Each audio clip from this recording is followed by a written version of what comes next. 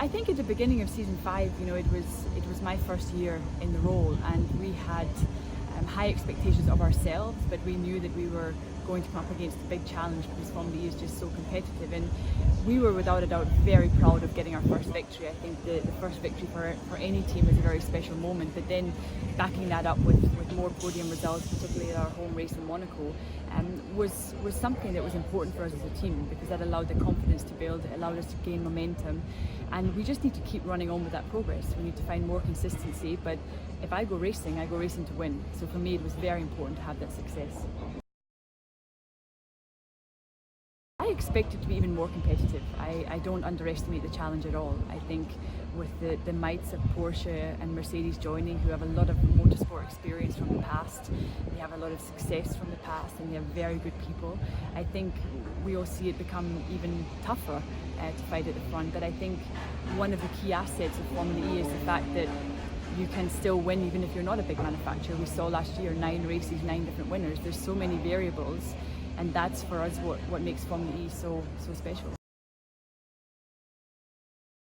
I think certainly what we've seen so far is that it's very, very close. I think you will see, because it's the second year of the Gen 2 car, you will see more consistency from some teams. I think the teams that we saw last year being very strong will again be very strong. But I do think there will be upset and many variables which will sometimes bring shock winners. Well, I think the fact that in Formula E we have 10 manufacturers now. It's certainly coming from the racing driver past.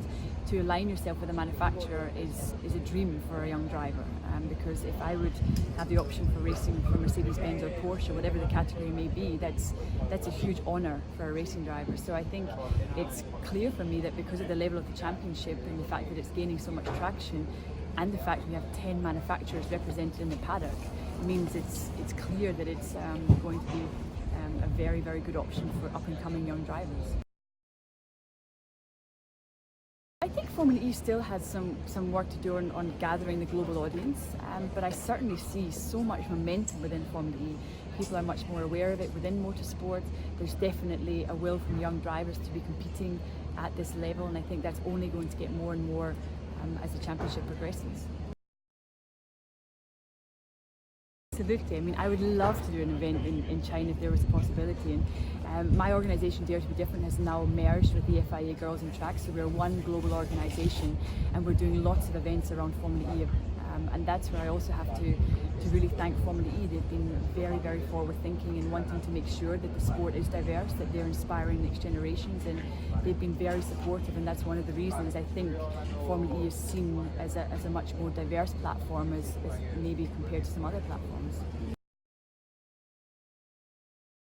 Now that we are an FIA organisation, for us it's very important to connect with the local ASN to build an event and make sure that it has a lasting impact, because we don't just want to turn up at a racetrack, do a big event and have no lasting impact on the audience and the young girls that we bring to the racetrack. So we would need to connect with the local ASN in China, the governing body of Chinese motorsport, and try to work together to make sure that we could put an event on, get girls to the racetrack, allow them to experience motorsport, but also make sure that that had a lasting impact and that they could then also use that event to keep the momentum going.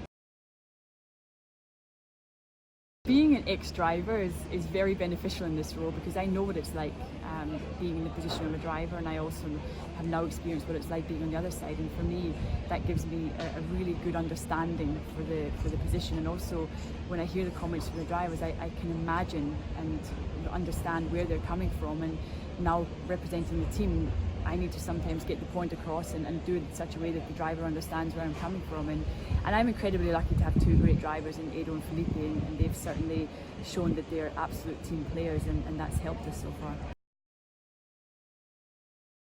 I don't know, my husband does a pretty good job and he's not a female, so I think it comes down more to the individual than actually the gender.